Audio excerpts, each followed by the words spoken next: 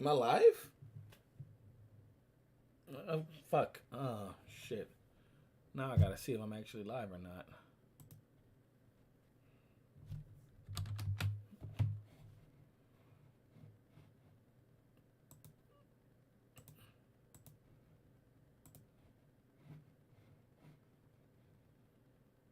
Oh, okay.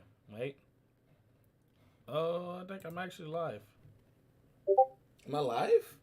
I'm live. Fuck it. Fuck it. We're doing it live. Fuck it.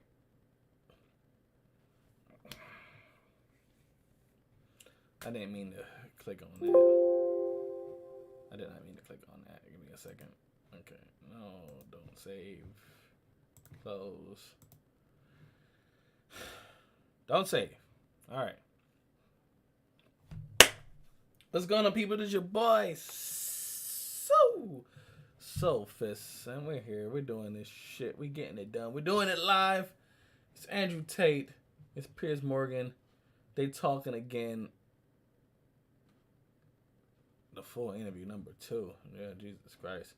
Last time these guys talked, Piers was being a little pussy punk bitch about it. Wasn't a good interview. Piers tried to overtalk Andrew Tate every chance he got, every second he got. Couldn't get a real interview out of him, right?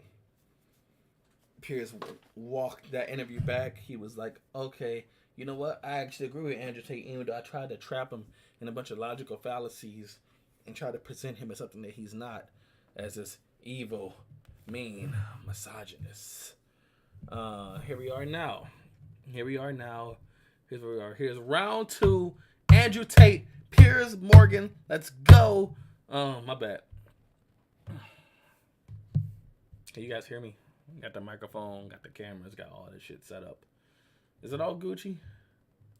I want to make sure everything's good. Hold on. Is this good? I got the lights on in the background, flashing different colors. You won't see them right now because it's daytime, but you might see a little bit of it. If you have not, go to Dustin Reacts channel, watch the stream that I did with Dustin last night about the Tory Lanez Mega the Stallion thing. If you want to know my opinion on that, too bad. Go fuck yourself. I don't really have an opinion on it. I just think it's funny. But I did make a video on the whole thing about everybody who thought Tory was going to be guilty. And young Jock, you got to shave your head, bro. And I'm waiting on you to do that. Shave your head and then come get at me. But in the meantime, it's always meantime. So let's get to it. Andrew Tate, Piers Morgan. I almost forgot the fucking headphones. Because you guys will get a vicious feedback loop if I don't put these headphones in. A vicious feedback loop. Super vicious. Everything that I hear, you would hear, and it won't sound pretty. Hold up. All right. Here we go. Andrew Tate, Piers Morgan, round 2. Let's do it. It's your boy, Fist. Hell Hydra. Let's get it. Well, good evening from London. Welcome to Piers Morgan Uncensored. Have you ever heard of Mr. Beast? What about PewDiePie? How about Keemstar, Logan Paul, Jake Paul? The answer might well be no. You haven't heard of them. But if you've got kids, you will definitely have heard of them. And they most certainly have. They're just a tiny handful of the legions of digital personalities whose videos are viewed by literally billions of young people across the world.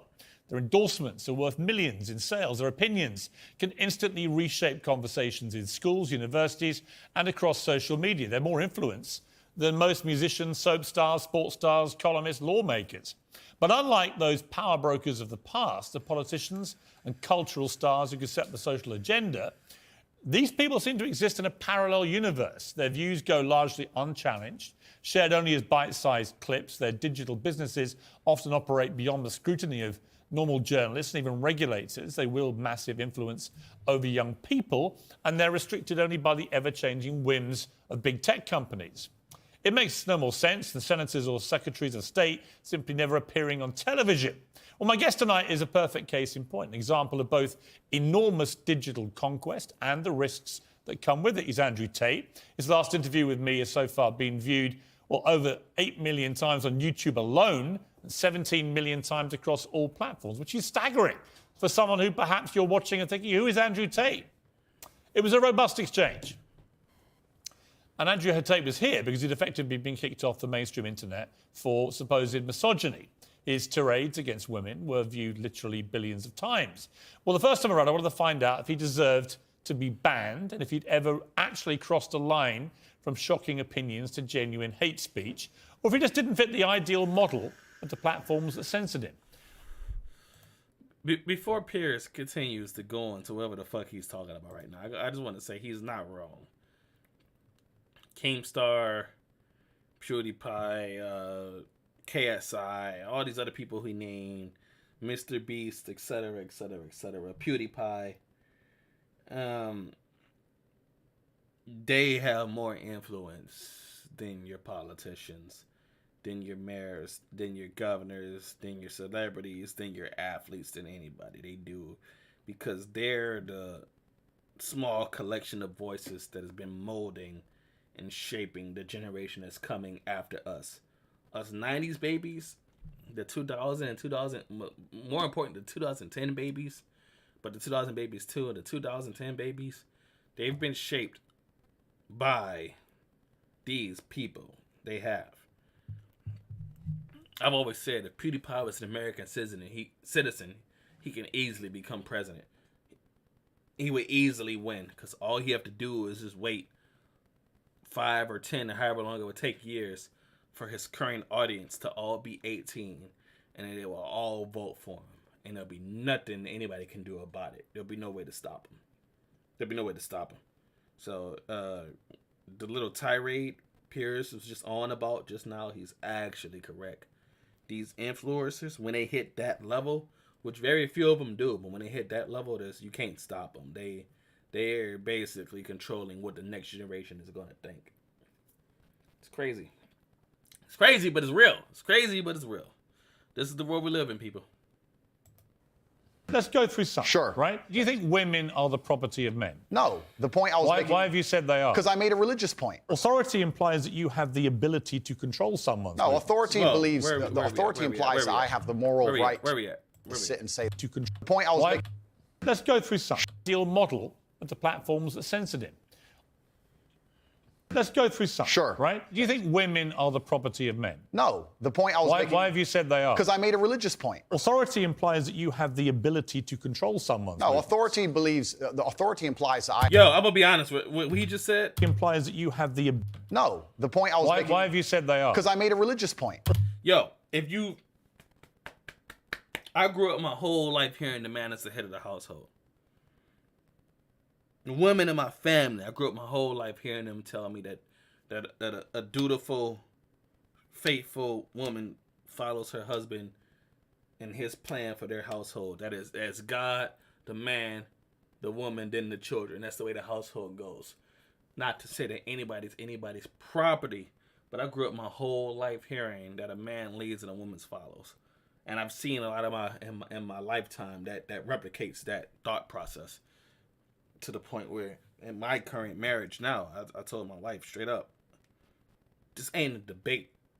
You know what I mean? Obviously your input matters, but if it comes down and a decision needs to be made for our household, we don't have children now, but let's say when we get to the point we do have children, or even right now when it's just the two of us, if a decision needs to be made for our household, and I say this is the decision we're making as the man of the household, you're not challenging me on this. This is what we're doing. I need you to trust me that I'm going to make the appropriate decision for our household. If you can't trust me, then we shouldn't be together. And if you can't trust me, that means I don't deserve your trust. Me and my wife do not have that problem right now. But I'm just saying, at the end of the day, like no man's going to be in a relationship where the woman doesn't trust him to lead the household. It just doesn't make any fucking sense at the end of the day. You know. Nevertheless, I'm just saying, not to say that it's a religious point, but it's a realistic point.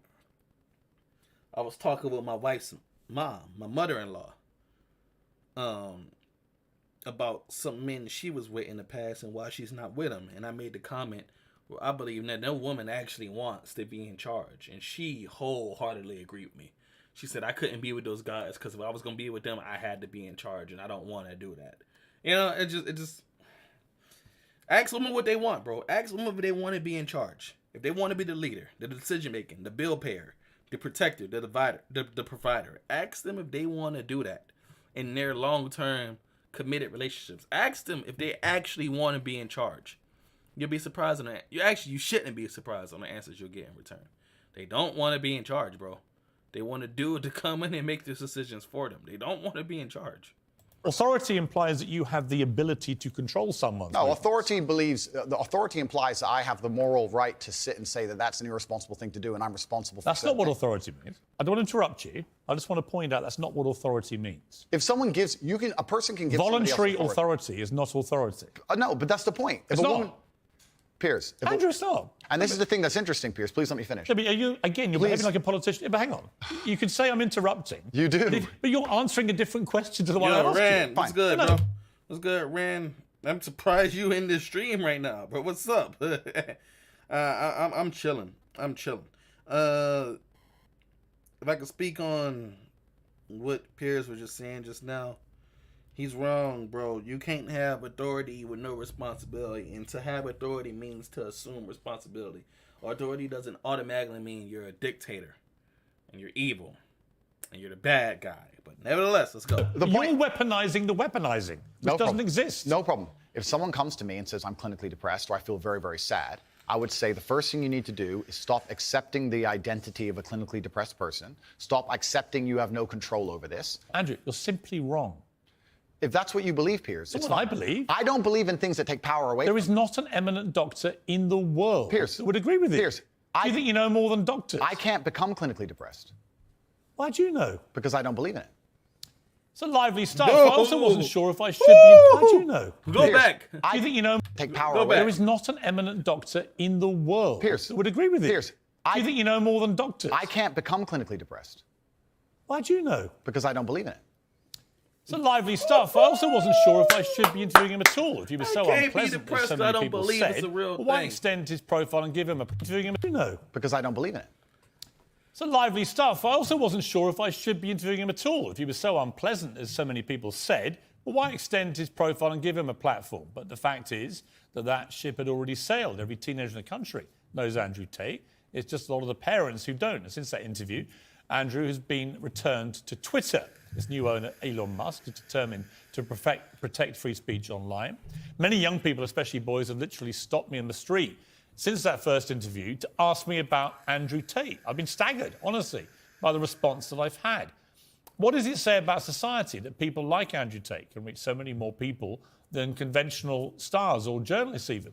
Who gets to decide where the line is and whether people like Andrew Tate cross it?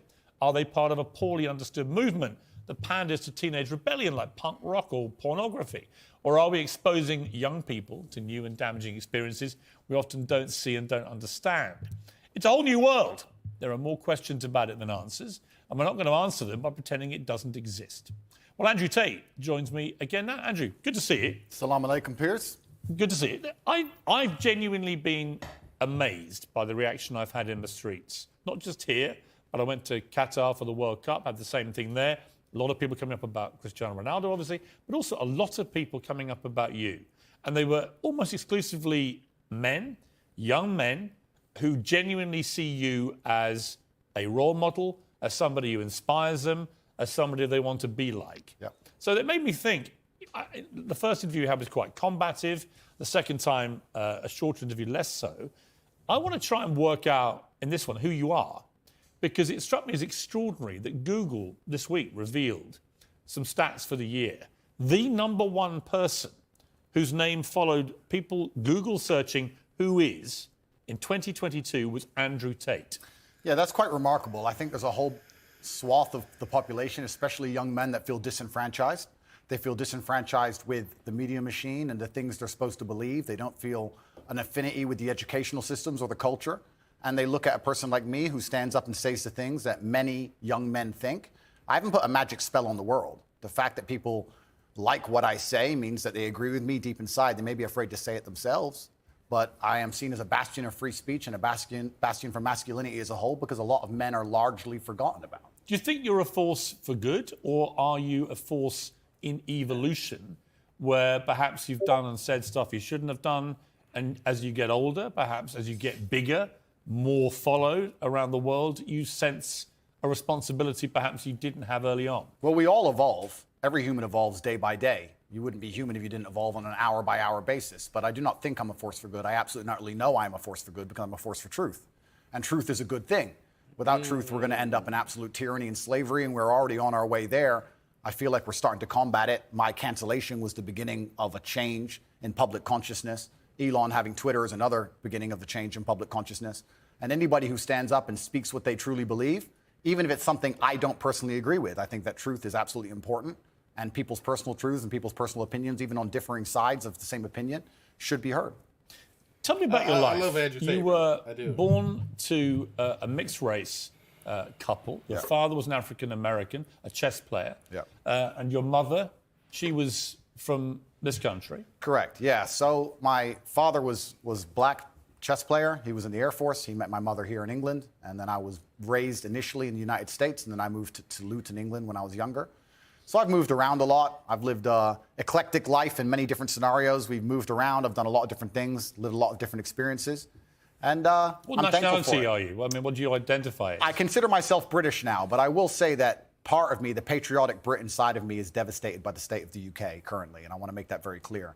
The patriotic Brit in me truly loves this country, and seeing what's happening to it, especially to our major cities, is almost heartbreaking to watch in real time. In what way? It's falling apart. This is a failed society. By every metric you can possibly measure, it is absolutely and utterly failing. The cost of living crisis, the crime rates, everything is falling apart. If you compare it to a country like the United Arab Emirates, you compare it to a city like Dubai, London, which should be the greatest city on earth, is failing in absolutely every metric because our leadership is a joke. If you look at Dubai and the UAE, the leadership there is so flawless, so genuinely genius. They saw ahead and have built almost a utopia. And then you look at London, you can't even walk around with a watch on. It's disgusting. You know, it's very interesting. I was in Qatar for the World Cup.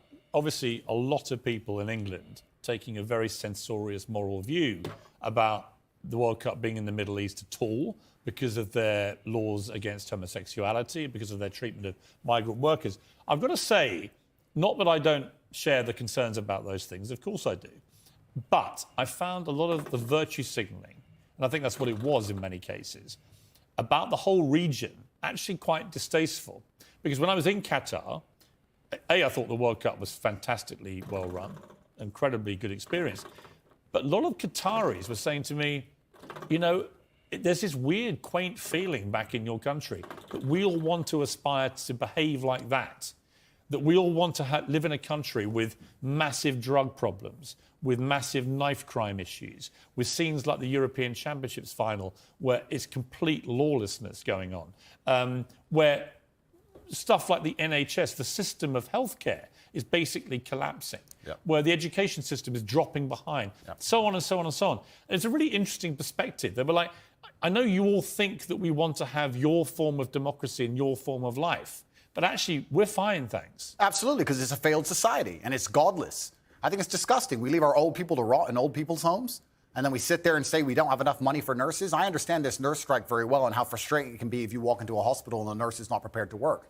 But the nurses would be prepared to work at the current wage if they believed this country was spending its money prudently. When you see this country spending its money and just absolutely wasting it, pulling it out of thin air to fund proxy wars, God knows where, that has nothing to do with them. Of course, as a nurse, you're going to stand up and say, well, can't I get a pay rise? This country has failed on every metric.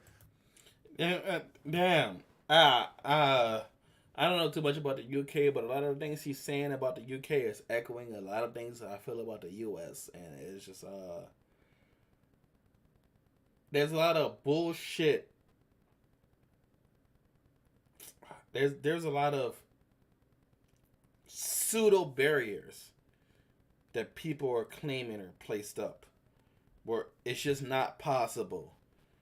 There's a boogeyman to stop you from succeeding, to stop you from making money, to stop you from doing these things, where I just don't believe that's the case. I believe it's poor decision and poor choices. Poor funding for certain careers. Poor a lot of things. And even though I believe these things are poorly placed, I also believe they come from civilian desire. The reason why an NBA player makes more than a school teacher or a firefighter or a nurse or doctor or construction worker or police officer, the reason why a sports athlete makes more money than them is because the civilians would rather put their money in the athlete than the infrastructure of the nation.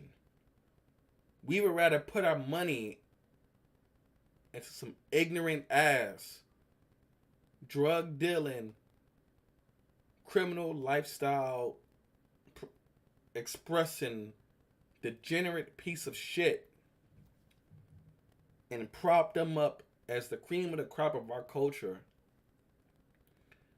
than to put our money into who teaches your child third grade multiplication. You see what I'm saying? It's like this is what we see as more important. We care more about the gladiators in the Coliseum than the custodians who keep it running. Do you get what I'm saying? And because of that,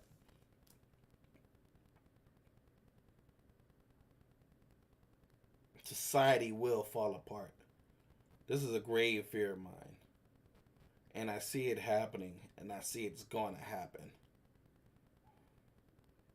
And I'm trying to stop it from happening. But hey, as I've said, ever since I came back to YouTube after my basic training in the military, after all these things, I have said once and I will say it again, I am selfish and I have come to save the world, and I am here now. But let's keep going. And especially our major cities. I've just come to London now. I made it very clear to my private jet pilot. I said, fuel the jet and leave it running, because the second I'm finished talking to Piers, I'm leaving this cesspit. It's disgusting. This country, and London as a whole, 10 years ago, was one of the most hospitable cities on earth. Now you cannot walk around safely with a watch on. And you're a full-grown man. You're a full-grown adult. When's the last time there's been a serious problem in your life that you completely ignored and it fixed itself? Never, ever. What are any of our politicians doing to fix any of the problems we're Well, I genuinely saw facing? today that Sadiq Khan is planning to... Mr. Bennington, I hear the point you're making. We did a video on this about a year or two ago when I first got introduced to Andrew Tate. When Andrew Tate outright said depression is not real. We did a video on this. And as someone who's been depressed, I sat there and I acknowledged and I said, you know what? I agree with him. Because you know how I stopped being depressed after my father passed, and after I was done with that bad relationship I was in? I stopped being depressed because I decided to stop being depressed. That's the truth. That's the facts. You're only depressed if you let yourself be depressed. Clinical depression is not real, Mr. Bennington. We could speak about this later, but that's it. That's all I'm saying. To run again for the third term of office as mayor, all I can say is everyone I know who's had any experience of crime at any level in London in the last few years has had a bad experience of the way it's been handled. You know, I mean, I can give an example. I can reveal this now. I've talked for 18 months. I got a specific death threat on one of my son's Instagram pages in public, a public comment. And it was very specific about what this person was going to do. Yeah. I couldn't use the police to evade him. We know where you live. We're going to come and kill you. And then a second one threatening my son and his mother, my ex-wife. I called in the police. I thought, I'm not having them putting death threats on my son. Sure. I called the police. Police investigated this. They arrested somebody over a year ago. And then I heard from the police this week that despite 18 months of investigation, of a publicly posted comment on Instagram threatening to kill me, on my son's Instagram, that they will not be able to pursue the case. Now, and I thought, imagine, I'm high profile. This was a front page of the Sun newspaper, this story. If that same man called a transgender person the wrong pronouns, he would be in trouble. Right. So doesn't it just show how absolutely Andrew Tate is in the building. Run that back. They will not be able to pursue the case. Now, and I thought, imagine, I'm high profile. This was a front page of the Sun newspaper, this story. If that same man called a transgender person the wrong pronouns, he would be in trouble. Right. So doesn't it just show how absolutely asinine and banal our legal system has become? That would never happen in a country like United Arab Emirates, the place I'm now residing in, Dubai, where the leadership has common sense. And I'm saying that all the leadership structures, doesn't matter if it's Labour or Conservative, across all of it in this nation have completely and utterly failed. Sadiq Khan is a loser. Because when you have a city which is losing, which London is losing in all metrics across its competitive cities around the world, and you're in charge of it, by extension, you're a loser. I will tell you right now, instead of virtue signaling and giving Qatar a hard time over their religious beliefs, what we should be doing is a treaty with Qatar to build a prison deep in the desert. Make me mayor of London. We'll make a prison deep in the desert, and if you're caught with a knife or robbing someone, you can go do 25 years with one meal a day in the scorching sun. And then what we'll do is we'll put cameras there and we'll interview you once a week and broadcast that out to the nation and see if you change your mind and make people understand that this is a country that should be respected and our laws should be respected. Instead, what happens? What does Sadiq or any of you know what? Hold on, let me listen to that one more time before I say what I'm about to say. attention, you're a loser. I will tell you right now, instead of virtue signaling and giving Qatar a hard time over their religious beliefs, what we should be doing is a treaty with Qatar to build a prison deep in the desert. Make me mayor of London. We'll make a prison deep in the desert, and if you're caught with a knife or robbing someone, you can go do 25 years with one meal a day in the scorching sun. And then what we'll do is we'll put cameras there and we'll interview you once a week and broadcast that out to the nation and see if you change your mind. That sounds extremist. That sounds extremist. That sounds overblown. That sounds ridiculous. How could you possibly say that, Andrew Tate? Those aren't humane conditions, Andrew Tate. Where's your sympathy or your empathy, Andrew Tate? Like, I can hear it now, but like, you know what? If people were utterly afraid to commit crime, they wouldn't do it. And I think that's the point he's making. Regardless if you go to that extreme, if people felt like there was serious repercussions for crime, they wouldn't do it. They wouldn't commit it. And this is... Human beings will always take the path of least resistance. Always. A person will only do something if they think they can get away with it. If someone's going to jump out of a plane and you tell them, hey, look, your parachute only has a 40% chance of deploying, they might not jump. You tell them, hey, your parachute has a 80% chance of deploying. They're probably going to jump. Hey, your parachute has a 95% chance of deploying. They're definitely going to jump because it's more than likely that they're going to succeed in what they're trying to do.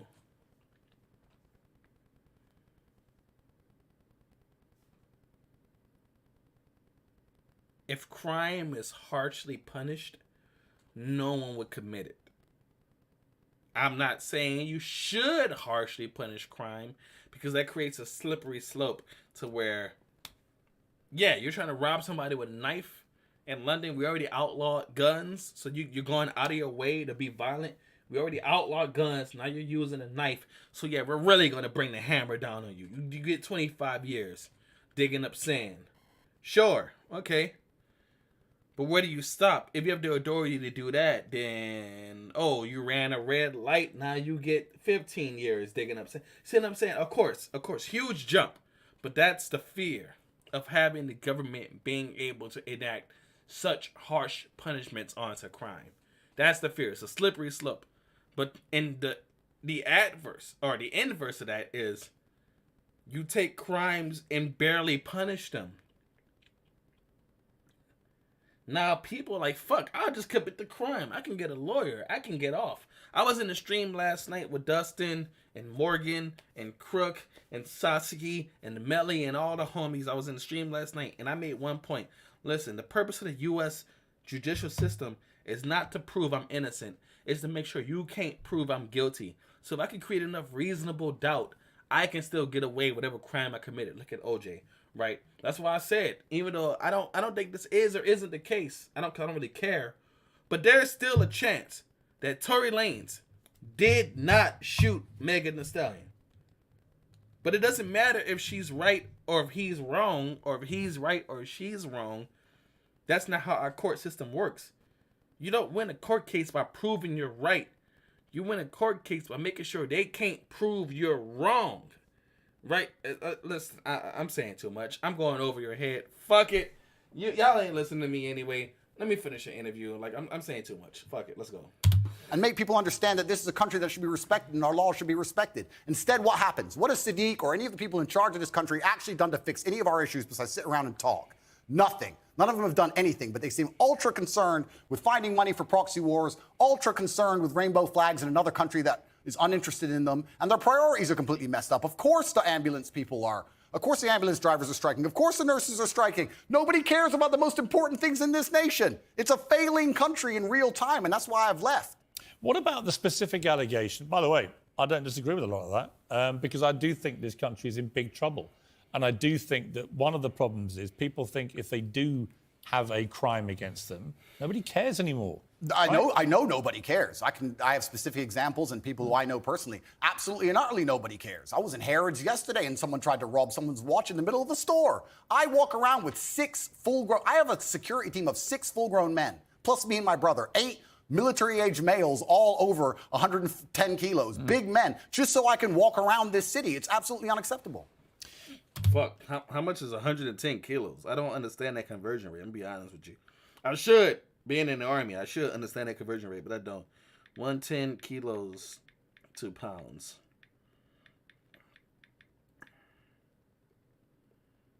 £240. Damn. What about the issue of race? And I mentioned that in the context of the Harry and Meghan ongoing debate, their war. I'm 6 foot, 198 pounds.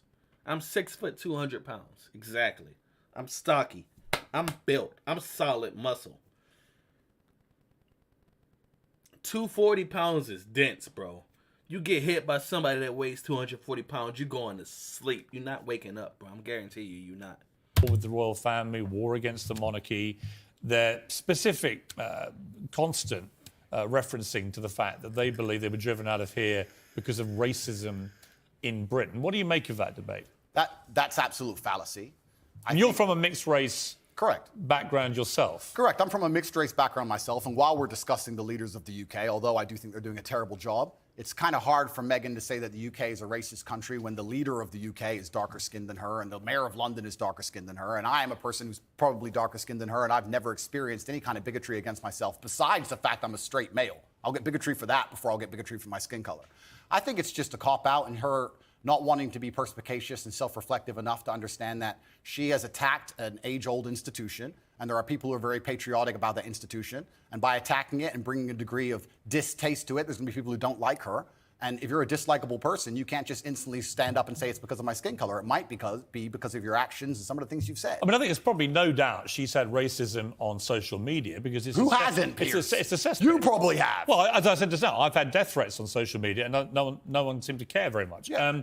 But I think that's probably inarguable. My issue with what they've both been doing is if you're going to make allegations against an institution like the royal family and the monarchy, you've got to actually provide some evidence. You can't just spray... It's so funny how in this interview, Piers Morgan is letting Andrew Tate speak.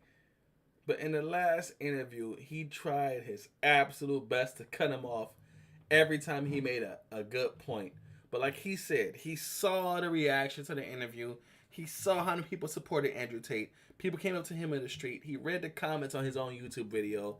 And everybody acknowledged, even though you tried your best to cut Andrew Tate off and not let him speak, you still lost that debate. So now you're not trying to debate him. Now you're just trying to interview him, which you should have did the first time. It's just funny. It's funny. Notice this interview is a lot. It's shorter than the last interview. The last one was like an hour and a half. This one's like 46 minutes. Because that's what happens when you let somebody just speak and you don't like, you just interview. You ask them questions and you let them answer it instead of trying to go back and forth with them. Obviously, it won't be as long. I just think it's funny. Nevertheless. Death threats on social media, and no one seemed to care very much. Yeah. But I think that's probably inarguable. My issue with what they've both been doing is if you're going to make allegations against an institution like the royal family and the monarchy, you've got to actually provide some evidence. You can't just spray gun this thing out there and say, well, somebody was racist. Yeah, and airing dirty laundry is never going to be respected by the populace, and being a tattletale is never going to be respected by the populace. And I think the problem with the modern world we're living in is a lot of age-old traditions are being destroyed in real time. It doesn't matter what the tradition is. Most of them are being eroded. And something like the British royal family, which has been around for a very long time, is an age-old tradition. One of the things holding the UK together, one of the last things we have, to sit and detriment it and to sit and insult it and to give away secrets from inside of it and try and paint a negative image of it is going to upset a lot of people, and you have to be prepared for that backlash. You can't say I've done things that upset people, but it's nothing to do with what I've done. It's purely because of my skin color. Also, it's kind of ironic that she's doing that because she's not particularly dark-skinned. It's kind of funny to watch her sit and say, I think the truth is, I don't know what. Look, you can say that. I can't. The reality of it is, I just don't know what the specifics of the racism she says she's had because we've not seen any evidence. The universe is a funny place, Piers. If you're looking for something, you're going to find it, right? When I got canceled, when they attacked me unfairly, lied about me across the entire mainstream media, deleted me from social media so I couldn't defend myself, and lied about me repeatedly, I could have stood up and said, it's because I'm brown. I didn't do that. I sat and said, okay, there's people who misunderstand my message. My message is a positive one. People misunderstand me. Let me self-reflect and understand that, yes, perhaps this said a long time ago was said in the wrong way. Perhaps this was misunderstood. Perhaps people don't understand this. I could have just copped out and could have just been refusing to self-reflect on any level and said, it's because I'm brown, that's why they did it. But that's not the mature way to be as an adult. What did you think of the Jeremy Clarkson furore where he wrote what I think most people, but including him belatedly after he'd published it and written the column, he did make an analogy from a Game of Thrones scene, which most people, I think, did find crossed the line and was deeply offensive. I think it crossed the line. What do you think? Yeah, I understand why people feel that. But when you attack an institution as old as the British royal family, you're attacking patriotism in and of itself for one of the most respected countries, or previously most respected countries on earth, and you're going to have some visceral reactions. Perhaps Jeremy Clarkson is too famous and too well-renowned to say those kind of things, but there's a lot of people who genuinely feel that way, and that's why he said it. And this is what happens when you attack age-old institutions in any country. Should he have apologised? That's a good question. It looks like he did. Personally, I think as a man, you should stand up, say what you mean what you say. I don't think you should ever apologize for anything you've ever said. Even me. What if you say something truly very offensive and you actually do regret it? If you truly regret it, then yeah, okay, you can apologize. But if at the time you meant it, then the best thing you can do is say, look, I have just changed my mind. I no longer feel that way. But at the time, that's how I felt. And I'm the person who says what he feels. And that's what I felt at the time. And I apologize that offended you. Andrew Tate, we'll be back with you after the break. We'll talk to you about Twitter again. Elon Musk restoring you to his platform. Has it calmed you down? Are you as controversial on there? Are you mindful that you're only one false move like Kanye West, for example, away from being removed again? Well, Elon Musk has restored a throng of banned accounts, is taking over Twitter with a sworn commitment to free speech. He's also shown he has a line of his own, though. Conspiracy theorist Alex Jones remains banned.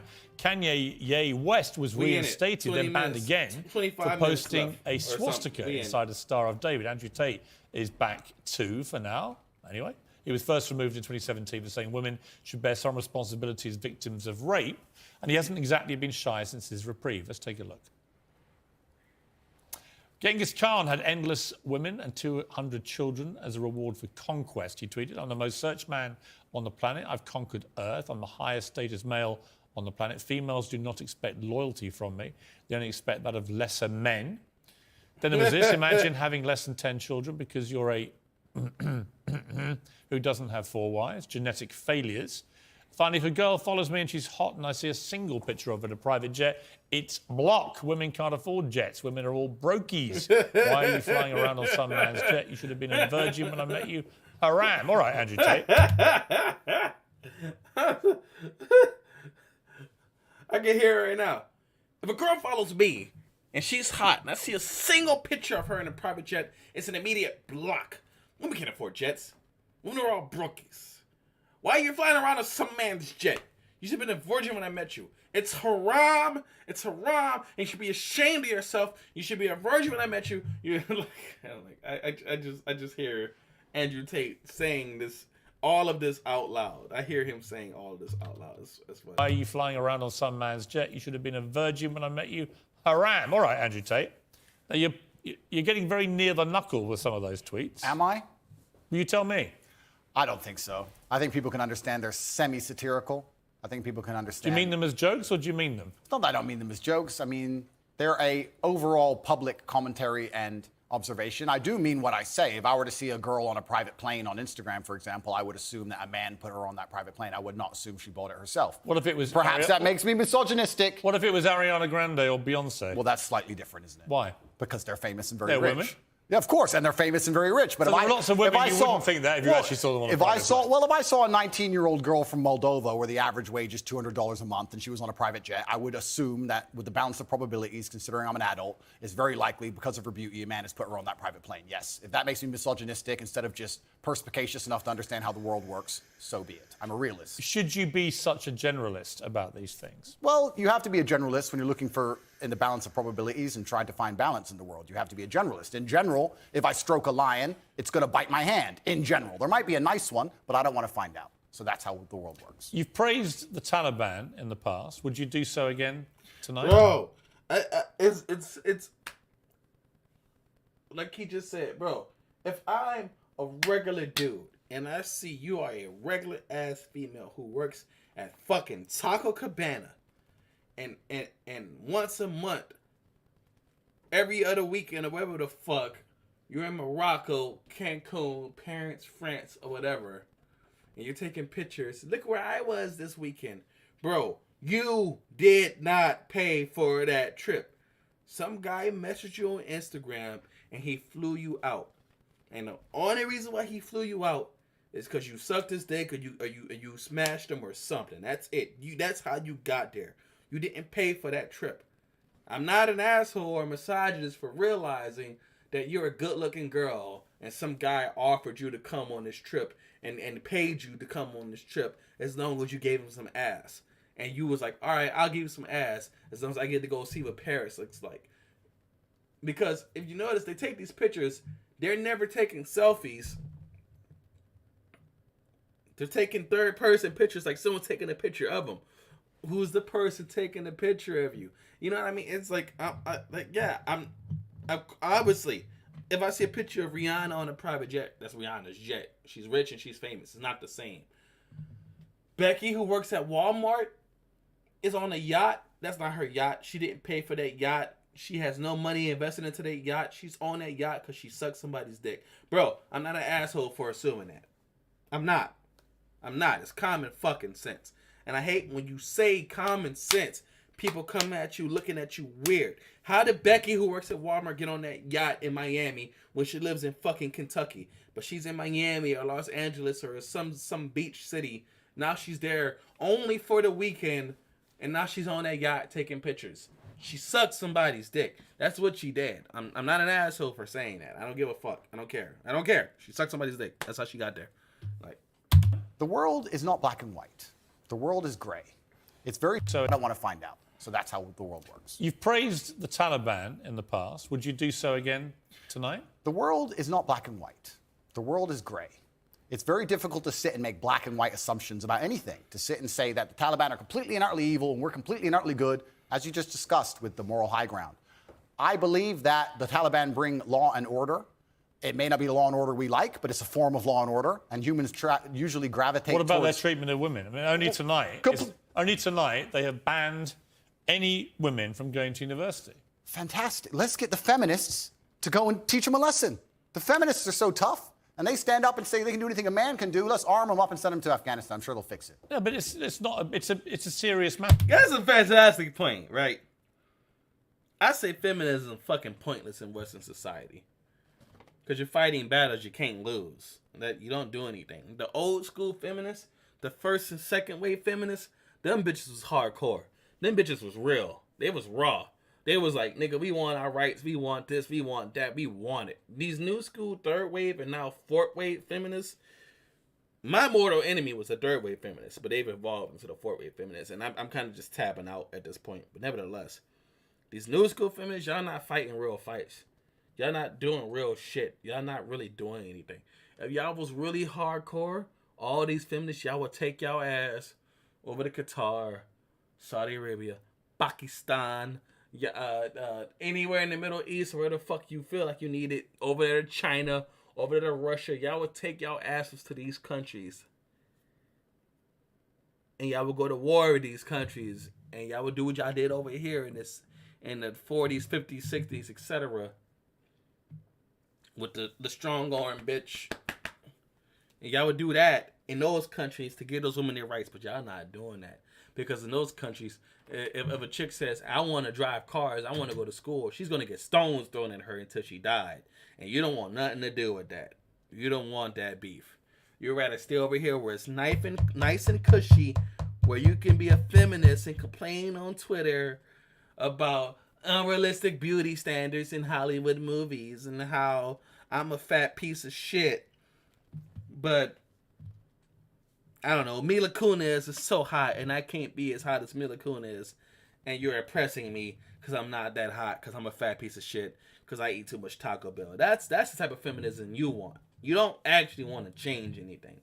You just want to be able to complain safely. So you want to be a third or fourth wave feminist in a Western society in the 21st century where you're not actually fucking oppressed, so there's nothing to complain about. I'm sorry. Did I hurt your feelings? Matter, isn't it, that women don't get the education they deserve? And that's a very serious answer. If women are just as capable as men, and a man can do, let's arm them up and send them to Afghanistan. I'm sure they'll fix it. No, but it's not. It's a serious matter, isn't it, that women don't get the education they deserve? And that's a very serious answer. If women are just as capable as men in terms of combat, like feminists pretend they are, then they can go over there and they can deal with it. A lot of women do go to combat. Exactly. So they can go deal. Not true. He said a lot of women go to combat. Listen, I'm sorry. I'm going to be 100% honest with you. Most of the women who are in the military are not in combat arms. They're in support and sustainment. They're combat medics. They work in supply. They work in human resources. They're cooks. There's stuff like this. The majority of the people in combat arms, the tankers, the infantry, the scouts, the etc., are men. The overwhelming majority. That's not me saying there are no females doing combat arms. I'm a scout. I work with female scouts. They're awesome. But in my platoon, there's quite literally 2 female scouts and one medic. Out of the 20, 30 something people in my platoon, there's only 3 women in there. 2 scouts and 1 medic. That's the average. That's how it typically goes. A lot of women are not doing combat arms. Now keep in mind, them scouts in my platoon are badass. They're badass, but they're exceptions. They're not the average woman. You know what I mean? Like, I'm sorry. Like, maybe I'm saying too much at this point. Damn, am I going to get kicked off the army? I don't know. Let's go. Well, the Taliban has nothing to do with me. They can stand up and fight for their own rights. Surely you wouldn't defend the Taliban banning women from university. It's saying it's nothing to do with me, Piers. It's absolutely nothing to do with me. What about the Afghan women? It's nothing to do with me on any level. You don't have a view? I have a view. It's absolutely nothing. You wouldn't defend the Taliban. So they can go deal with the Taliban. It's nothing to do with me. They can stand up and fight for their own rights. Surely you wouldn't defend the Taliban banning women from university. It's saying it's nothing to do with me, Piers. It's absolutely nothing to do with me. What about the Afghan women? It's nothing to do with me on any level. You don't have a view? I have a view. My view is that people naturally gravitate towards law and order, and if you didn't have the Taliban, you'd have different warlords operating in lawlessness, and there would be no way to prevent your store or your market stall getting completely robbed by someone with an AK-47, and people are going to gravitate towards a form of law and order. America left. They left a power vacuum, and the power vacuum is now full. Well, I don't disagree with that. Okay, well, but I do think the banning of women from university in Afghanistan is utterly horrific. And I think the feminists are going to arm themselves. They're going to show us that they can do anything a man can do. They're going to go over there to combat, and they're going to teach Taliban a lesson. Why can't you just say on that, you know what, it's completely wrong? Because it's not my point. I don't understand. But it makes me think. It'll make your critics think that you don't think it's wrong. They could ban all men. They could ban all short people. But they're not. They're only banning women. Correct. They could ban all short people. They could ban all people with long hair. None of it's anything to do with me. So they can do whatever they want. I'm not going to go to war with the Taliban. But you've just literally spent an impassioned first segment comparing the way, for example, Dubai handles law and order to this country. Correct. So you do express views about different laws. Absolutely. Both places. So when I put to you a law that basically bans women from being educated, it's not. Why is it a problem for you to say, you know what, it's wrong? They're both. I'm not going to lie. The way Piers set that question up was incredibly intelligent. The way he set that question up and presented it to Andrew Tate, Andrew has to answer it, and he has to give a good answer, because it's not like he's attacking him or trying to slander him or trying to come at him any type of which way. He should look. You said this, then you said this. Now I'm asking you this. What is your opinion? That's all I'm asking you. That was a very good sequence of questions. I can't even get mad at it. Let me wind it a little bit. handles law and order Correct. to this country. Correct. So you do express views about different laws. Absolutely. Both places. So when I put to you a law that basically bans women from being educated, it's not. Why is it a problem for you to say, you know what, it's wrong? They're both places I've resided in, Dubai and London, so I have personal experience.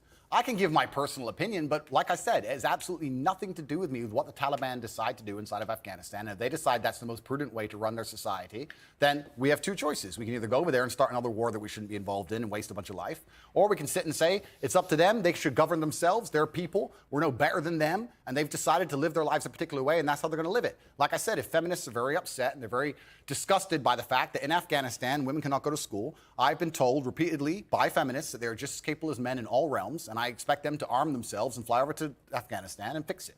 Like, Damn. And that was the perfect response. Piers asked the perfect question. He gave the perfect response. At the end of the day, if you really feel this way, then you go fix it. You go solve the problem. Don't ask me to do it for you. You're just as capable as I am. You're just as strong as I am. Yes, queen, slave, strong, independent woman. You don't need no man. So you go do it. You go grab your all-female army and you go liberate these women in Afghanistan if you feel like this is what needs to be done. And don't get mad at me for feeling like, hey, this ain't my problem. That's the way they want to govern themselves. That's the way they want to do this. It's not my place to say they shouldn't do it. That was a perfect response. You can't even get mad at them for that. Perfect. Chef's kiss. a lot of women have done in combat. Good. Congratulations. Go fight. Well, this is the thing that's very interesting. Because when you talk about ideas, it's not even just about Afghanistan and feminism. You talk about ideas, they must all be defended at some point. There has to come down to violence. The world is backed by violence. Nobody wants to talk about this. It doesn't matter what it is. If you have a disagreement between two parties, eventually, if the disagreement continues, it ends up in violence. Feminism is defended by men. Men stand up and defend feminism, not feminists themselves, because they're incapable of violence. And we're in a situation now where you're saying that we should send men to go and fight for feminism. Why? It's not a man's problem. No, I think I'm saying feminists believe. I think men can be feminists too, because if feminism believes in equality for women, It's not I'll about sign up to equality, it. I don't agree with radical feminists who hate men. Right? To me, the radical anything to me is a bad thing. Yeah, and I think most feminism in the West currently is radical. Well, some of it is, no question. Absolutely, but this is my point. My point is that the Taliban are going to do whatever the Taliban decide to do. If I'm going to fly over to another country, I will respect their laws and customs. It's not my job to come along and tell other people how to live. I don't believe I have a moral high ground in that degree. And if people are genuinely upset and disgusted by it, the bottom line in most disagreements on the earth is violence. People who feel like they should go and fix it, then fix it with violence, then it can be the feminists who feel so outraged by it. But it's funny, they don't comment on these subjects, feminists. They seem to instead attack the Western male for some reason. You deleted a video in which you praised ISIS. Why?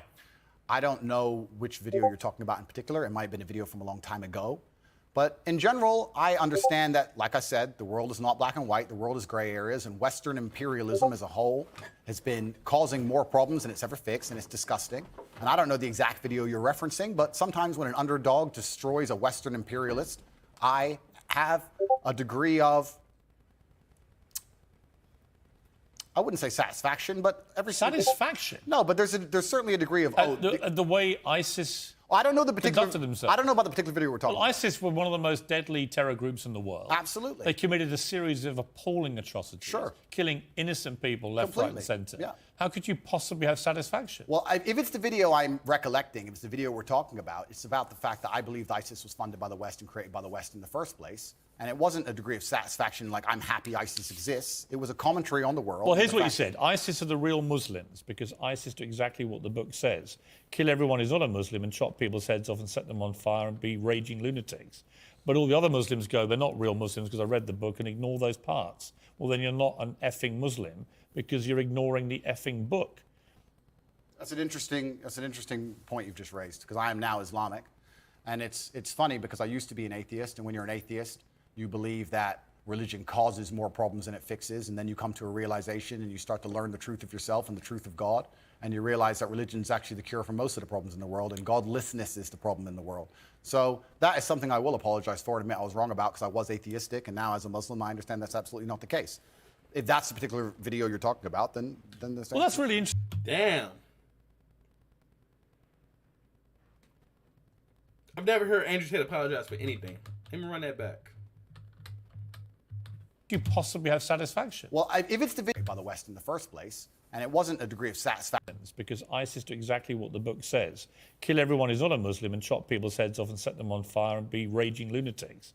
But all the other Muslims go, they're not real Muslims because I read the book, and ignore those parts. Well, then you're not an effing Muslim because you're ignoring the effing book. That's an interesting point you've just raised, because I am now Islamic. And it's funny because I used to be an atheist, and when you're an atheist, you believe that religion causes more problems than it fixes, and then you come to a realization and you start to learn the truth of yourself and the truth of God, and you realize that religion is actually the cure for most of the problems in the world, and godlessness is the problem in the world.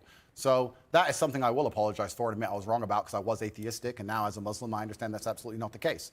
If that's the particular video you're talking about, then there's... Well, that's really interesting. So you regret saying that? Yeah, because you learn and you grow and you evolve, as I said. At the time I believed it, because I didn't believe in God at the time. It was a very long time ago. It's actually kind of a testament to you, Piers. You managed to find the oldest possible videos of me that have ever existed. But at the time, I was atheistic. Well, no, I was curious because you have recently converted to Islam. Correct. So these questions, I think, are pertinent to your conversion. Absolutely. As to what you actually believe as a practicing Muslim now. Yeah, I believe that Islam is beautiful. I believe it's the last true religion on earth. It's certainly the last respected religion on earth. And I felt differently inside since I've converted. And I think it has the solutions to a lot of the problems we're facing in the world today. That particular video was once again satirical. A lot of people watching this would not have seen it. They would not have seen the joke element of it. It's fine. But it's not funny, though, is it? Well, you know, it's like most of the time, as we discussed in our first interview. You can't say something's not funny. Let me just stop right there. My humor is my own. You can't tell me something's not funny.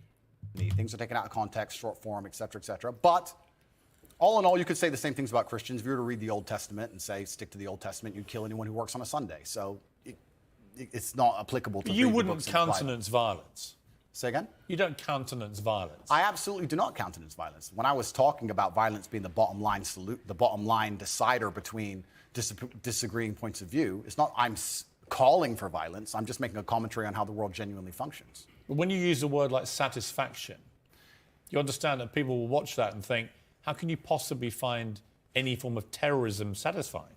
I don't find any form of terrorism satisfying. I don't find Western terrorism satisfying either. I don't think it's satisfying that we managed to find $500,000 per bomb to drop on some farmer who makes $4 a day under the name of freedom. And we can't seem to pay our nurses enough to do their jobs. I don't find any kind of terrorism. And it's actually very interesting you talk about the word terrorism. Terrorist and freedom fighter, good guy and bad guy, all of this is subjective. There are people who believe that the West are the biggest terrorists on the earth. There are people who believe that America causes more wars than anyone else, and they've killed more people than anyone else. And there's people who believe the absolute opposite. So once again, it depends who you're talking to. It's a subjective conversation. There's no black and white in the world. There's areas of gray, and that's how it is. So I thought you were talking about another video where I was saying that ISIS are standing up and fighting for what they believe in. I'm not saying what they believe in is right, but that's what they were fighting for at the time. And it was a completely different video than the one you were actually referencing. But you would condemn them now? I don't condemn anybody doing anything bad to anybody. I'm not a person out here with a criminal record. I don't hurt anyone. I just spent my first segment on this show talking about how I believe in law and order and how important that is. I think people can operate inside of their lives safely and walk around, man, woman, child, can walk around in safety in any city they live in. How that law and order is constructed is not my jurisdiction. I'm not in charge of the law and order of Afghanistan, Tajikistan, Kyrgyzstan, Afghanistan, Kazakhstan, any of them. It's nothing to do with me. I want to talk to you after the break about masculinity. Why is it that so many young men gravitate to you? What is your view of what it takes to be a man? Welcome back to this special edition of Piers Morgan Uncensored with Andrew Tate, one-on-one. So Ash Sarkar, who's a lively contributor to this programme, has tweeted, Andrew Tate, who you're interviewing about free speech, thinks women are a man's property. We shouldn't be allowed to drive. Boasts about only dating teenagers to imprint on them. Misogynists are discussing whether they're in Afghanistan or a swanky London studio. Am I a misogynist, am I? I don't think, first of the things she said, I don't even truly believe. If you're prepared to listen to me, I'll explain to you exactly why she's completely and utterly wrong. If you can go through the points again, she said. Do you think you're a misogynist? Absolutely not. Absolutely not. Absolutely not. Misogyny is defined as the hatred and contempt for women based on nothing but their gender. I hate you because you're a woman. No, he's not misogynistic. misogynist on any level. This is one of those buzzwords that just throw at people randomly. Homophobic, racist, misogynist, they just throw it out at people. What is your view of women? I'm a realist. What is your real view of women? I absolutely not only love women, I adore women. I have good relationships with women. Not a single woman has come up to me on the street since I've been canceled. Not a single one has said anything negative. Every single one of them has said positive things. You're a traditional male. I wish more men were like you. You understand your masculine roles. You understand what you're supposed to do. You understand you're supposed to protect women. You're exactly the kind of man I'd be looking for. I've never had a negative interaction with a female ever since I've been dubbed the biggest misogynist in the world. Please let me finish. I'm sorry, Piers. Also, there's not been a single woman who's accused me of a crime, not a single woman who's accused me of rape, not a single woman who's come out and said anything from my entire past of 36 years I've done anything wrong ever. Anybody else with my level of fame, any footballer, any other movie star, at least has people who've come out and accused them of rape, X, Y, Z. I have no woman who's come out and ever said I've hurt her, no woman who's come out and ever said I've done damage to her or been horrible to her. Everybody who ever interacted with me has said I've been a nice person. All of them. So this random Twitter nobody who seems to know so much is full of... All right, you've responded to her tweet. Yeah, she's a liar. But where is the line for you between masculinity, which I will always defend, and which I agree with? I think a lot of women like men to be masculine, and what has become known as toxic masculinity. And the reason I ask you is that you are engaged in that debate with men all the time. Where is the line for you where men shouldn't cross, where the behaviour should be kept within a line? Please define toxic masculinity. Well, you tell me what you think it crosses a line from being a masculine, good man to a bad man. There's no such thing as too much masculinity if it's genuinely masculine. Genuine masculinity is not out here to hurt people. It's absolutely the opposite. It's out here to protect. And when bad things happen, they call traditionally masculine men. If you need a firefighter, you need a masculine man. When you call the police because of the problem you have, you want masculine men. And as soon as a woman or... You need a firefighter, you need a cop, you need a soldier, you need a Marine, you need anything to get some shit done that you're too much of a bitch to go do yourself. You need a genuine masculine man. Fight me. I don't care. I'll stand by that statement. Or a man is in trouble. When you look for backup, you look for masculine men. And masculine men have a duty to provide and protect those they care about. We have a duty to do things we don't feel like doing because we know we're supposed to do them. And that's why we stayed in the Titanic and died. Those were masculine men. Where did you get your views about this from? This is what I grew up with. It's the family I grew up around. And your father, your mother? Yeah, both? and the world I lived in. And I think a lot of the things I'm saying now about masculinity and how people should act in the world, how the world should function, were considered completely normal and accepted by everybody only 20 years ago. I think the world's just lost its mind. For me to stand up and say a man should protect a woman now gets to be called a misogynist and canceled. If I said that 10 years ago, everyone would say, duh. And what's funny is, everyone who argues against me and says men shouldn't protect women, especially all the feminists, if they were with their boyfriend and a man broke into their house, guess who they'd expect to go downstairs? Who do you think? Think they go themselves? Are they going to Afghanistan? No, we send men to do these things. So well, we send women in the armed forces too. Stop saying that. The amount of women in combat arms is so small. It's so small. I hate that he's talking about the American military like he knows what the fuck he's... It's so small. I'm not saying there are no women in the combat arms section of the military, but there's combat arms and there's sustainment, you know.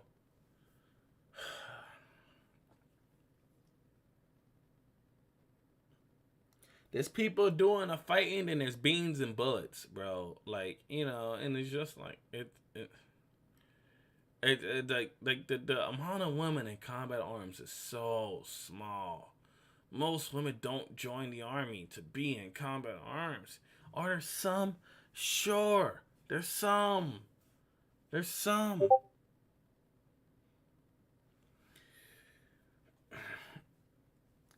When I joined the army, there was 2 sections I could have ended up with based off my MOS. All right. How can I explain this without saying too much? There was 215 and there was 515. Those were the 2 training units. 215 was all male. 515 was male and female. There was no other unit that was all female because there wasn't enough women to make an all-female unit. There was enough men to make an all-male unit. There were enough men and women to make a male and female unit. There were not enough women to make an all-female unit. I was in 215. I was in an all-male unit in my training portion of being in the military. But this is what I'm saying. There's not enough women in combat arms to... Whatever, bro. You have to generalize when you make points. There are many courageous exceptions people. Exceptions do not disprove the rule. No, but you've got to concede there are many courageous women serving the And army. in the U.S. military, across all 4 branches, only adds up to like less than 1% of our population in this country. Seriously, Army, Navy, Air Force, Marines, Space Force, across all 5 branches, that's less than 1% of the country. And the majority of the women in these branches are not doing combat roles, bro. So to make the argument, there's women in the armed forces, bro. Just because you're in the armed forces don't mean you're in a combat role. Like it's like, bro, that's taking nothing away from the women who are. They're badass. I'm not saying they're not badass. I'm just saying, come on, bro. Be real. Like, be real. Absolutely and utterly, completely correct. But by and large, traditionally, soldiers are men. Exceptions do not disprove the rule. Well, it's not an exception. It's a fact that there are a lot of women now in the armed forces. Correct. But if you were to take the average soldier, they are a male. If you're allowed to say who's a male and who isn't nowadays, I'm assuming their gender, I apologize. If you were to take the average soldier, they're a male, which means that exceptions are the female soldiers, which because there's a lower percent of them, a lower probability. Exceptions do not disprove the rules. Men do the fighting. Right now in Ukraine, men cannot leave. Women are allowed to leave because men have to fight in the front line and women are allowed to go to Dubai. That is how it is. What do you say to young men who come to you for advice, who feel lost, who don't really know where they fit into society? I say that life as a man is exceptionally difficult. I say the most beautiful and the most terrifying thing about being a man is you're born without value. Society doesn't care about you. You're only going to be cared about based on how useful you are. You have the chance to build yourself up and become a superhero if you're prepared to do the hard work and be indefatigable enough to never quit. But if you're going to stand around and wait for a handout, nobody's going to ever respect you. And I think that a lot of people have forgotten about how difficult and how competitive it is as a man. We're always in constant competition with each other. And it's your duty as a man to stand up and say, I want to be as important and strong and good-hearted and God-fearing as possible. And I need to work hard to achieve those things. Dame Masculine Sheila men. Hendricks says we've become too over-emotional as a society, crying too much about everything. Has she got a point? She's completely right. And the dangerous thing about overly emotional men is that they're dangerous. They're genuinely dangerous. This is what's crazy. All these people who talk about toxic masculinity and how bad it is for men to be traditionally masculine. A traditionally masculine man does things he doesn't feel like doing because it is his duty to do them. He charges into the building because it is his duty. Not because he feels like it, because it is his duty. We're now teaching the new generation of men that they don't have duty and they can just act on their feelings and act how they feel and they don't have to act as a man should. Do you know what happens when you get men who just act how they feel? You get school shooters, you get violence, you get rapists. Men who do not control their emotions are dangerous. If you find a man who is stoic, he's not going to hurt people. He's going to sit and think about his actions very carefully, and he's going to be a good man who protects and provides for his family. You find a man who just acts out on impulse and does whatever he feels like, you're going to find a dangerous man. Sitting here telling men to cry more and act with their feelings and it's okay to feel this way, that way, etc., and have no self-control. That is why we have the problems we have in the world. Absolutely and utterly wrong. So when they talk about toxic masculinity, they have it completely inversed on its head, completely and utterly wrong. We need to be teaching stoicism. We need to be teaching young men to understand that the world is very, very difficult. It's hard to be a man. You're going to feel bad sometimes. You just suck it up and perform anyway. Not just. He's right. You got to stop being a bitch. If you're a grown man, you got to stop being a bitch. If you're in your 20s, 21, 22, 23, got to stop being a bitch. It's time. I'm sorry. You're probably raised with a single mom, and she told you to be emotional and express how you feel and care about your feelings. Now it's time to stop that, because here's the reality. Men won't respect you, and women won't be attracted to you. It's time to stop. That's the reason you're alone. That's the reason you don't get bitches. That's the reason. It's the reason. You're too emotional. You're too soft. It's time to stop being a little bitch. It's time to grow the fuck up. Like, nobody cares. You're a dude. I'm going to tell you the truth. I had to learn this. Nobody gives a fuck. Nobody gives a fuck about you. I watched this video where they did a social experiment where they had a man and they had a chick, and they both sat on the park bench. The chick sat on the park bench. She started crying. Everybody stopped and went up to her and said, "Sweetheart, what's wrong? Why are you crying? Are you okay?" And they all, and you know, the chick was an actress, of course, and she was saying, "Oh, I'm just sad. My dog died," or whatever the fuck, and they all consoled her. They had the guy do the same thing, sit on the same bench on a different day, sit there and cry. Everybody walked past him. Nobody gave a fuck. You're a grown-ass man. Stop crying. I'm not saying the world should be that way. I'm saying this is the way the world is. It's time to stop being a bitch. Grow the fuck up. All right? Be a man. Nobody cares how you feel. Nobody cares if you're sad. And it sucks. I'm not saying it should be that way. I'm saying it is that way. Nobody gives a fuck. It's time to grow the fuck up. Realize nobody gives a fuck about you. And the only people who are going to care about you are your friends who respect you and your family who depend on you. And that's it.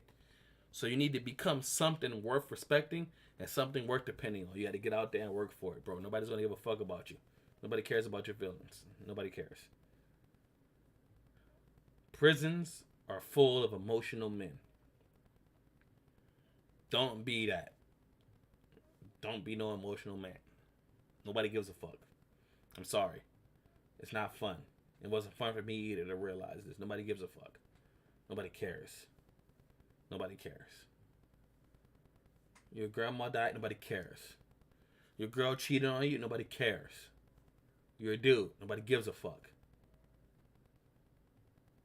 Get back on the horse. Keep riding, bro. Keep riding. Nobody cares. Get back on the horse. Pick yourself up by your bootstraps. Nobody gives a fuck. Women would tell you they care. Be emotional. Be vulnerable.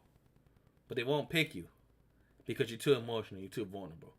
You can't be their rock. You can't be something they can rely on. You can't be something they can lean on. You're too fucking weak. They need something that no matter what happens, they're never phased. They're rock solid. They're there. They're the protector. They're Judge Dredd. You know what I mean? Like they nothing ever bothers them. That's what they need. And if you're not that, you can't be that. They'll lose respect for you and then they'll leave you. Your girl don't want to see you cry, bro. It don't matter. I don't care how much she tell you she wants to see it. She don't want to see you cry. Because if you start crying and you start breaking down and you can't compose yourself, she's gonna look at you like, well, damn, nigga, you supposed to be the fuck, you in charge, nigga, you the leader. You a little bitch. I gotta go find somebody stronger than you. That's all that's gonna happen. I'm just telling you. Don't believe me if you don't want to. Then come back in a couple of years and tell me I was wrong. That's it. That's all I'm saying. Just sit there, you cry your eyes out, or blame other people. Tough or being a cop woman, out. too, in modern society. It's certainly tough being a woman, but I'm not a woman, so why would I speak on issues I do not understand? I'm a man. You can feel an empathy for women. I feel empathy, certainly, but I do not understand their issues. See, a lot of men come up to me and they admire you. I've got to say, a lot of women I've spoken to don't admire. They think you represent misogyny. They think when they hear you not commit to saying the Taliban shouldn't be banning women from university education, well, why can't he just say that's wrong? Well, firstly, that's not my experience. I experience the absolute and utter opposite of that. Secondly, it's because it's a moral point I'm making. My moral point is I speak on things I understand. I speak on experiences I've had. But you believe in equality? I speak on subjects I know intimately. I do not feel qualified. I'm a realist, and I do not feel qualified to sit and discuss the gender laws in Afghanistan. I have not been to Afghanistan. I have not researched the subject thoroughly. I'm not going to sit here and say how the Taliban should be running their country. It's nothing to do with me. I find it quite flattering, Piers, that although, I understand I'm monumentally influential, the most Google man on earth, etc., I find it very flattering that you think I have some kind of control over the domestic policy of Afghanistan. But I assure you I don't. I don't. No, so it's nothing to do with I'm not asking you to have a view on having influence of a domestic policy. I'm sure the Taliban couldn't give a stuff what either of us say about it. It's just curious to me that it's an easy win for you to make women think you're not anti them, to say that when they're not given equality, as the women in Afghanistan clearly are not, because they're not allowed to go to university now, as of today, that is clearly unequal, unfair. We should all be able to agree that that is wrong. Well, certainly, as a realist... Even you, tough guy Andrew It's Tate. not tough guy. I am a professional. As a professional, I can state that, yes, it is not equal. Yes, it is not fair. That is obvious for anybody. I'm not saying those things are not true. What I'm saying is it's nothing to do with me. Right, OK, but you made a concession you think is wrong then. I said it's unequal and it's unfair. Yeah, so wrong. Well, perhaps. Force yourself, Andrew. No, perhaps it's wrong under certain moral guidelines, but under the moral guidelines which are currently in charge of the jurisdiction of Afghanistan, they don't believe it's wrong. It's nothing to do with me. Well, I'm not going to sit here and tell other countries how to run their laws. I'm going to live in societies with laws I respect. You know what? I'll take unfair and unequal. Sure. Because that's self-explanatory. We're going to have a game of chess in a minute after the break, because you are a very good chess player. I can hold my own with the chessboard. Your father was a chess international master, in fact. And we're going to have a 5-minute game of speed chess. Winner takes all, Mr. Tate. Welcome back to Piers Morgan Uncensored. Andrew Tate is still here. Andrew... I saw this clip already. I already saw how this ended with the two of them playing chess. Andrew demolished Piers Morgan in chess, bro. That's just the way that went.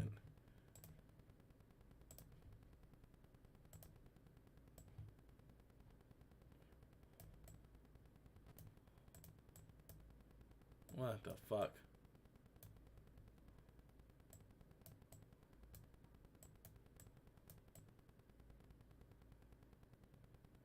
Huh. Whatever. Whatever. Hold on. Give me a second.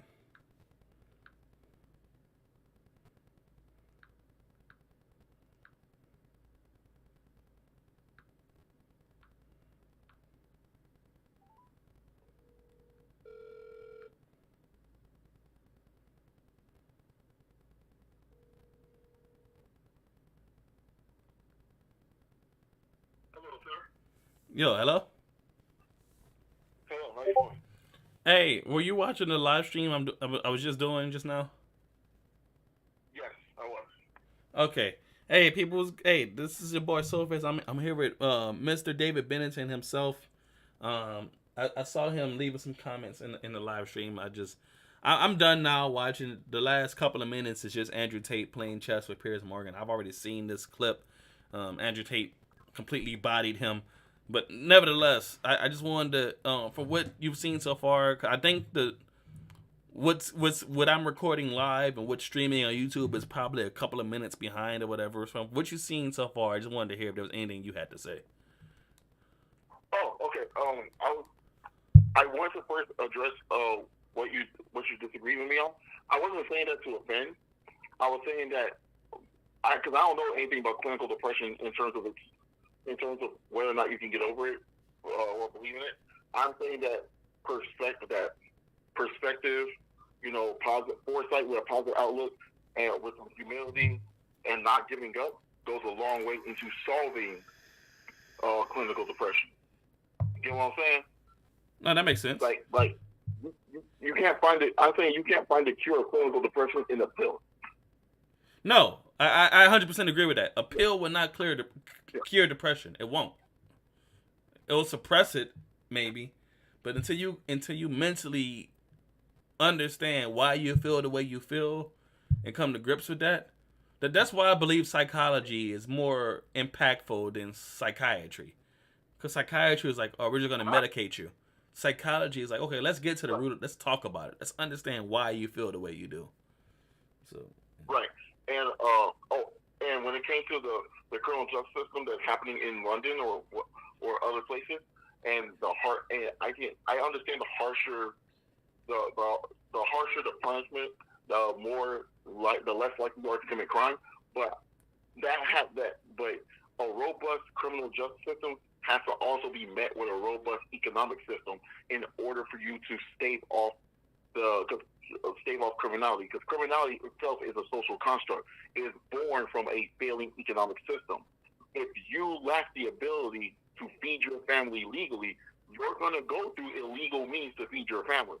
So you have to have a robust economic system and a robust education system along with a robust criminal justice system to stave off the effects. What about for someone would say to that? But what about situations where people 100% definitely have the opportunities to make money legally?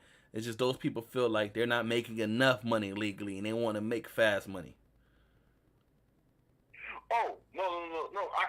Let me make myself a little clear.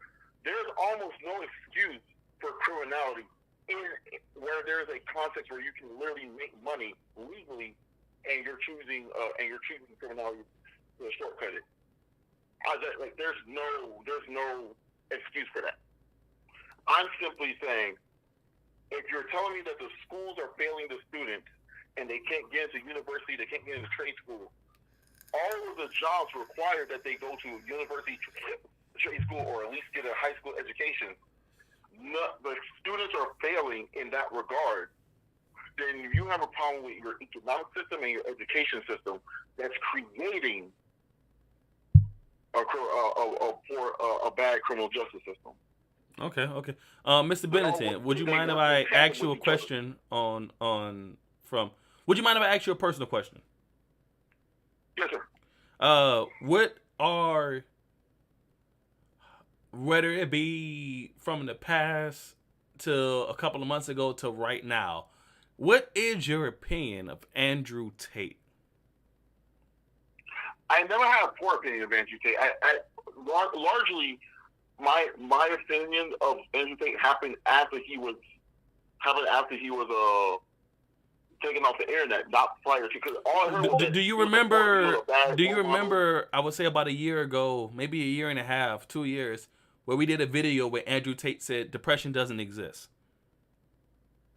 Yes, I remember that. Dude, that was my introduction to him. Were you familiar with him before that video? I knew him the way you knew him. Okay.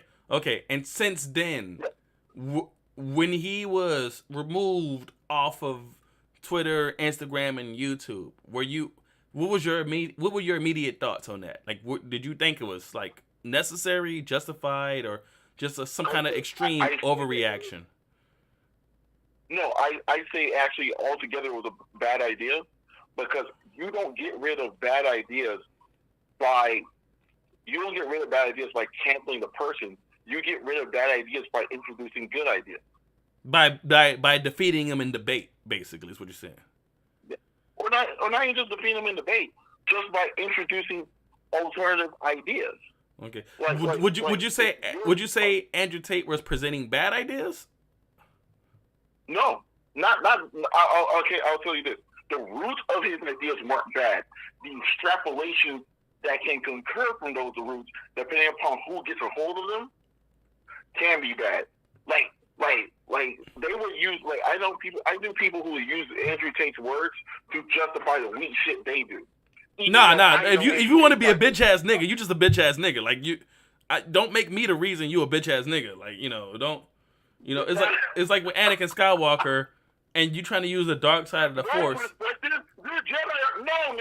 It's like no, like you just a bitch ass nigga, and like if you would just say I'm Anakin Skywalker, I'm a bitch ass nigga, I'll accept that, right? Right, I would accept that. I'm Anakin Skywalker, I'm a bitch ass nigga. Okay, cool, I can accept that. But now you saying I'm Anakin Skywalker and it's your fault I'm a bitch ass nigga. I'm like, nah, bro, no. It was like, listen, I said to you like this. I even said to my girlfriend. I said it like this. No one with a blue or green lightsaber, even the evil guy with the blue and green lightsaber, told you to walk into a daycare full of children and murder every child you saw. That was you, dog. You did that. Okay, so your stance is there were people who took, let's say Andrew Tate had a very traditionalist 1960s view of the world, and there are people who took that viewpoint and twisted it and corrupted it to just the worst version of it, and then as a reaction, that's why I didn't like it. Right, okay, and as a reaction, Instagram, Twitter, YouTube, Facebook, they were like, oh well, Andrew Tate's the problem. Is that what you're saying happened? Yes, that's closer to what happened. They listened to somebody said that it's like somebody saying, "Hey, we should all have Second Amendment rights," and then somebody says, "Yeah, we should. We should have the right to shoot up a school anytime we want." No, that's not what I said. That's not what I said. That's not what I said. That's not what I said at all. That's not what I said. So okay, so how did Andrew Tate get removed off the internet? And here's the second question before you answer that one. How did Andrew Tate get removed off the internet? What led to that? And why didn't it work? Firstly, he got removed because, once again, bad people got a hold of his rhetoric and used it to justify very poor mindset. I'm not gonna sit here and tell you that all masculinity is toxic. I will tell you, toxic masculinity does exist. I've seen it exist. I've seen people, and it exists with the people who will use positive statements and positive philosophies and twist and contort them to justify the weak shit they do. And the reason why he came back is because people started to listen to him people started listening to Jordan Peterson. People started listening to all these other people. Kevin And they were like, Samuels. hey, they're not wrong. What you know? Here's Even if I don't like what here's the funny thing. Whether it's Andrew Tate, whether it's Jordan Peterson, whether it's Fresh and Fit, whether it's Kevin Samuels, and I've noticed this. Like take Kevin Samuels. After Kevin Samuels passed away, do you know how many videos I've seen of women going, "Damn, I think Kevin Samuels was right." Yeah. Well, all he Oh, was no, I'll saying tell you was, one better. all he was saying was, I'll tell you one better. well, no, well, hold on, let me just, cause like I'll I've tell seen you so many videos of women saying like, "Damn, now that I think about it, all Kevin Samuels is saying women should be less combative and should work with men more, and men are always trying to be what women want, so women should try to be what men want." I don't think that's a bad thing. Not now, out of nowhere. Now, you know, it's like men don't want women who are over the age of 35 with 3 children. They don't want that. They want, you know, and they're like, "Oh, you hate women." No, I'm just telling you what men want. Because if you as a woman said women don't want they don't want no scrubs, you know, they don't want no broke dude who's not in shape and don't look like he could protect them from a mugger, no guy's gonna look at you like, "Damn, you just hate men." No, men's gonna be like, "Damn, I shouldn't be broke. I shouldn't be out of shape. I shouldn't be weak. I should be what women want." But when Kevin Samuels was telling women, "Look, this is what men want from women," and women reacted so harshly to it, and now that he's gone, and they're looking at it like, "Damn, hold on, I think he was kind of right." Isn't it crazy? Also, I want to say this too. Also, two points. Firstly, they also saw the end result of a Brittany Renner-led philosophy where it didn't get you nowhere except punks. Damn, and Brittany Renner herself was like, "Damn, I made a mistake." Right.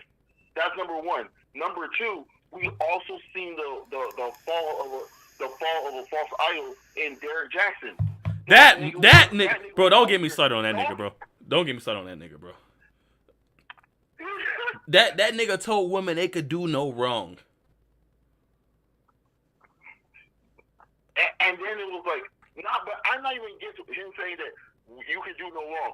I'm against the fact that he dogged out men in order to tell women. That Not they only can that, do no wrong. not only did he told women they could do no wrong, and he dogged out men in the process because he was always all men are bad, all women are good. But in the process, he was trying to tell women to avoid the exact type of man that he was.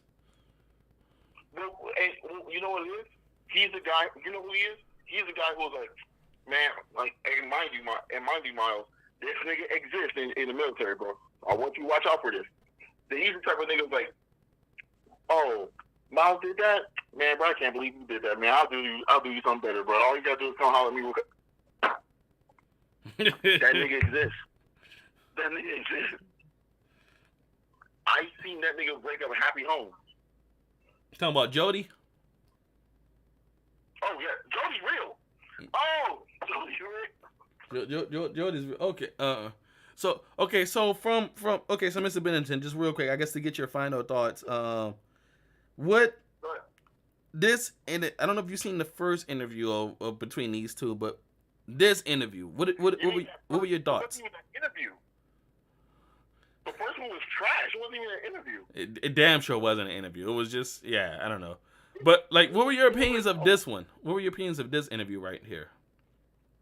This one was an actual interview, and both of the men were speaking like men, and both of the men were, and neither one of the men were trying to drive an agenda necessarily. They were just having conversation because Piers Morgan once again had a continuum of experiences after that interview that aligned with what Andrew Tate was trying to say to him. And here's the kind Andrew Tate. It's crazy that we think that we're so far away from each other philosophically. We're closer together. Both of those men have more in common than they don't. That's the truth. It's like Daredevil and the Punisher. There's not that much difference. The difference is the only difference is Punisher is out here killing people, and I need some of these witnesses alive so they can testify against people. Other than that, so you know, I guess if there's one thing to if there was something you can say to Andrew Tate, what would it be? I would say I'm happy to see you back. I would tell him to keep doing what he's doing. He is making a very positive impact in the world. I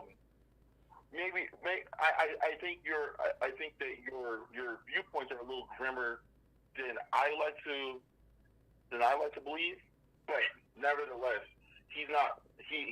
There are people. You need cats like him in the world to exist. You need cats like him. Okay. There are people in the world you don't need. He's certainly someone you do.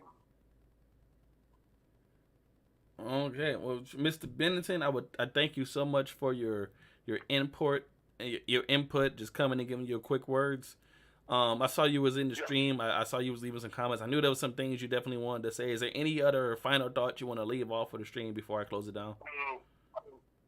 Yeah. Firstly, can't wait to see you back home again. I can't wait to see you back home again. I'm going to restart my own process as well. When it comes to, I think that when it comes to wanting the people in the world to do better, more people have more in common than not. Also, I wanted to talk about the Meghan Markle and Harry thing. I don't know. It's crazy. It's almost like Meghan Markle didn't know what family she was marrying into.